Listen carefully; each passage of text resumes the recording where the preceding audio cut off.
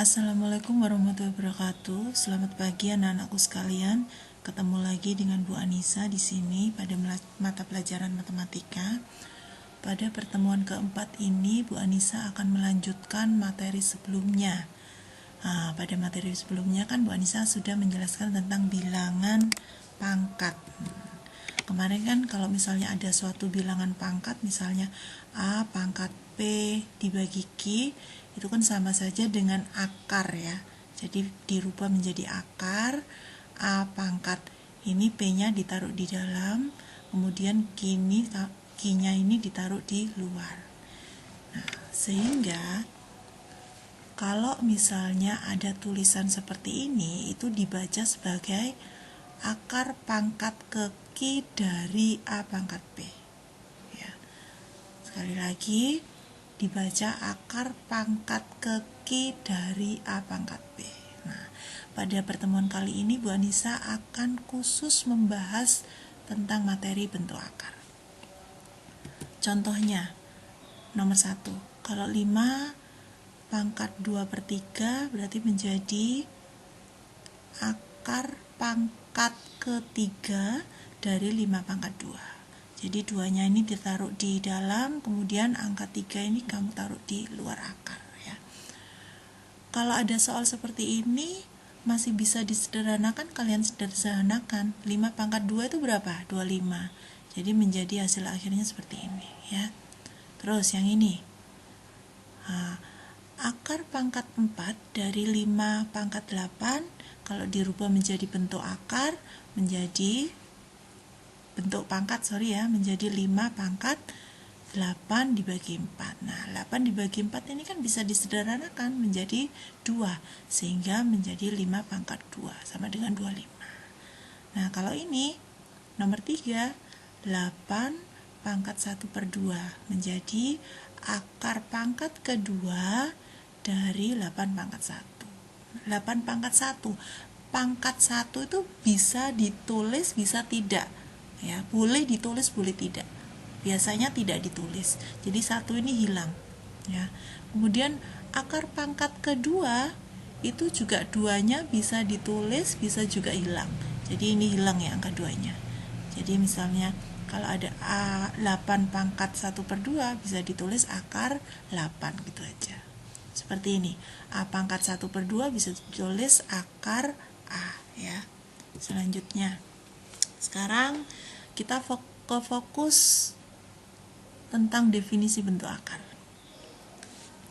Jadi seperti yang sudah dibahas pada subbab sebelumnya bahwa A pangkat 1/2 adalah akar A ya. Nah, bentuk akar adalah definisinya bilangan-bilangan di bawah tanda akarnya tidak dapat menghasilkan bilangan irasional. Jadi contoh bentuk akar itu akar 2, akar 3, akar 15. Ini adalah bentuk akar. Tapi kalau akar 1, akar 4, akar 64 itu bukan bentuk akar. Loh Bu, kenapa kok seperti itu? Kan tetap di dalam akar, sama-sama di dalam akar. Kenapa yang atas ini termasuk bentuk akar, yang bawah bukan bentuk akar? Nah, sekarang gini, kalau yang bawah akar 1 itu kan bisa dihasilkan, hasilnya kan 1. Akar 4 juga bisa dihasilkan, hasilnya adalah 2. Akar 64 bisa dihasilkan, hasilnya adalah 8. Tapi kalau akar 2 kan tidak ada hasilnya, ya kan, tidak dapat disederhanakan lagi maksudnya ya. Terus akar 3 kan tidak bisa disederhanakan lagi. Akar 15 juga tidak bisa disederhanakan lagi. Kalau bilangan yang di akar itu tidak bisa disederhanakan lagi, dia dinamakan bentuk akar. Tapi kalau bilangan di dalam akar itu bisa disederhanakan, berarti dia bukan termasuk bentuk akar. Jadi intinya, bilangan di dalam akar kalau dia menghasilkan bilangan irasional, dia adalah bentuk akar. Ya, tapi kalau dia menghasilkan bilangan bukan bilangan irasional, berarti dia bukan bentuk akar. Seperti ini. Selanjutnya, menyederhanakan bentuk akar ya. Bentuk akar itu bisa disederhanakan dengan cara mengubah menjadi perkalian dua bilangan. Salah satu bilangannya harus ada di bilangan kuadrat. Itu untuk akar kuadrat. Bilangan kuadrat itu apa saja Bu? Contohnya ini 1, 9, 16. Itu dari mana, Bu? 1 itu dari 1 pangkat 2 ya. Terus 4 dari 2 pangkat 2. 9 dari 3 pangkat 2. 16 dari 4 pangkat 2. 25 dari 5 pangkat 2. Yang ini 6 pangkat 2, 7 pangkat 2, 8 pangkat 2 ya. Kalau bilangan pangkat 3 itu 1, 8, 27, 64. 1 dari mana? 1 pangkat 3. Kan 1 kali 1 kali 1 hasilnya 1. Terus 8 dari mana? 2 pangkat 3. 2 kali 2 kali 2 hasilnya 8. Terus 27, 3 pangkat 3.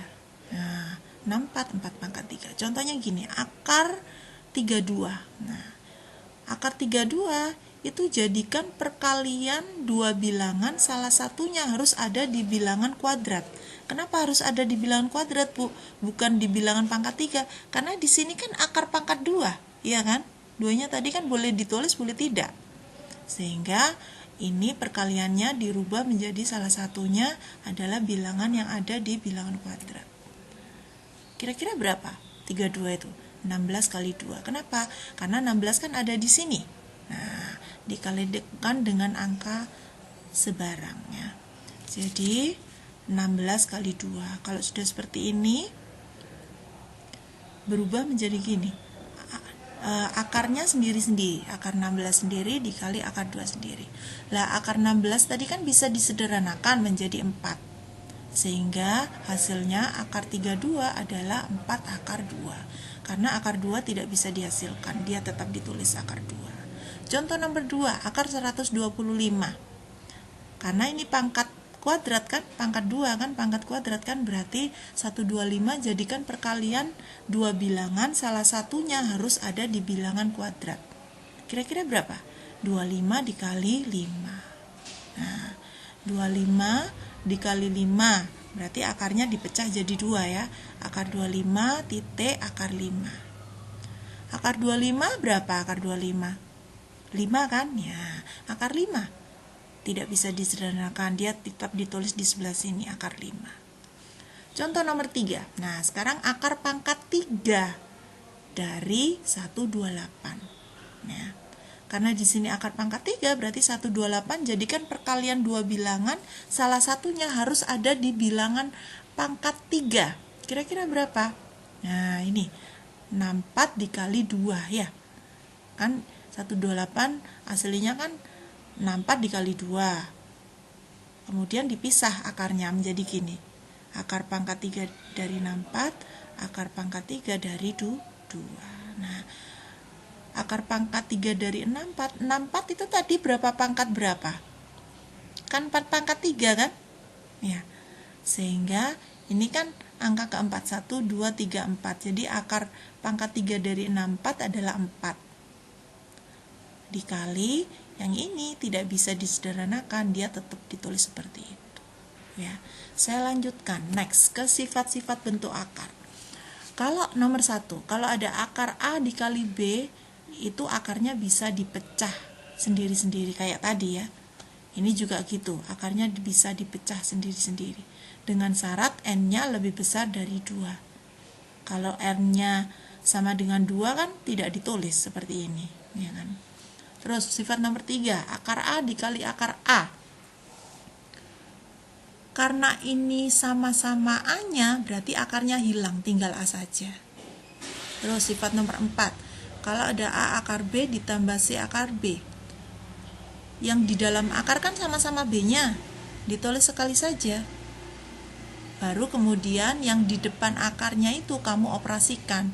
Di sini kan A ditambah C, A ditambah C. Saya ulangi. Jadi kalau di sini sama-sama akar B-nya disingkat penulisannya, jadi sekali aja nulisnya, ya. Kemudian ini A ditambah C, taruh di depannya. Kalau perkalian, Bu, kalau perkalian yang di luar akar kamu kalikan sendiri, A kali C. Yang di dalam akar, B kali D, dikalikan sendiri, penulisannya tetap ditulis di dalam akar. Bu, kalau pengurangan itu sama kayak penjumlahan ya. Kalau sama Berarti sama seperti ini, tinggal ini dikurangi gitu aja. Terus sifat yang keenam, kalau ada akar A dibagi akar B, itu akarnya bisa dijadikan satu, A per B. Ya. Selanjutnya contoh soal. Nih, akar 75 dikurangi akar 147 ditambah akar 48. Akar 75 tadi berapa? 25 kali 3 kan? Iya kan? Nah, 25 kali 3 berarti akar 25 itu berapa? 5 kan? Berarti 5, akar 3-nya tetap di sini. Terus dikurangi akar 147. 147 jadikan perkalian dua bilangan. Berapa tadi? 49 dikali 3 ya. 49 kali 3. Lah akar 49 adalah 7.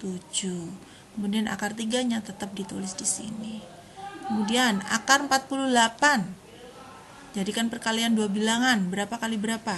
16 dikali 3. Karena 16 kan ada di bilangan pangkat atau bilangan kuadrat ya. Jadi akar 16 berapa? 4. Kemudian akar 3-nya tetap ditulis di sini. Nah, dilihat ini. Ini sama nggak akarnya? Sama ya, akar 3 ya. Ada 1, 2, 3 ini. Akar 3 semua.